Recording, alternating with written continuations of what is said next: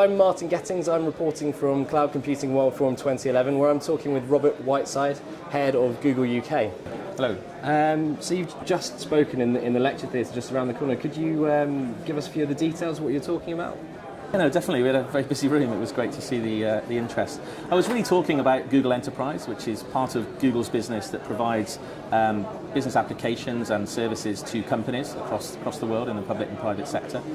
Talking about a number of those specific technologies like Google Apps, which we launched in February 2007.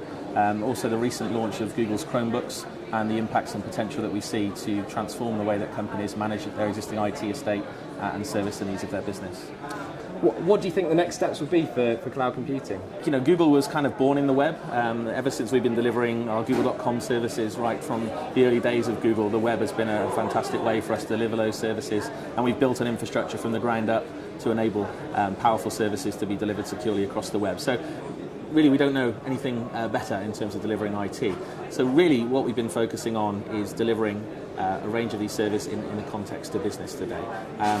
The web has gone mainstream, as you say. We launched Google Apps, for example, in February 2007. There are now over 3 million businesses, so actual businesses that have deployed that. Some of them very small organisations that maybe only started trading yesterday.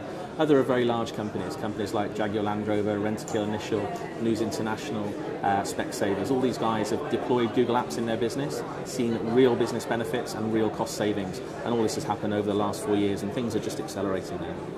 And onto the Google Chromebook. Is the vision behind Google Chromebook something which you would expect to become more widespread in the future? We do, and the companies that we talk to about the opportunity see the same thing.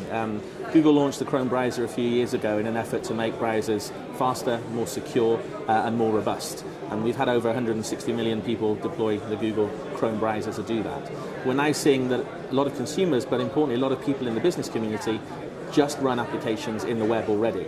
And buying an expensive PC, buying an expensive operating system, putting the management costs around that in terms of updating it, patching it, applying virus checking, it's a very unnecessary expense for businesses. So taking that away, collapsing it down so the device purely runs the browser and delivering that in a very manageable and low-cost way really gives companies, probably for the first time in many years, an opportunity to take expensive PCs out of a proportion of their business and replace that. And it won't be every device changing, this year, but as applications move into this 100% web model where they're delivered fully in the browser, we're hearing from our customers that they see it taking up a larger and larger part of their desktop estate. And what have you seen in terms of companies integrating cloud services completely? So in terms of the cloud completely, it's probably a very small number of companies, and many of those companies tend to have been brand new companies. Very well-known names like Groupon, they just have all their services in the web.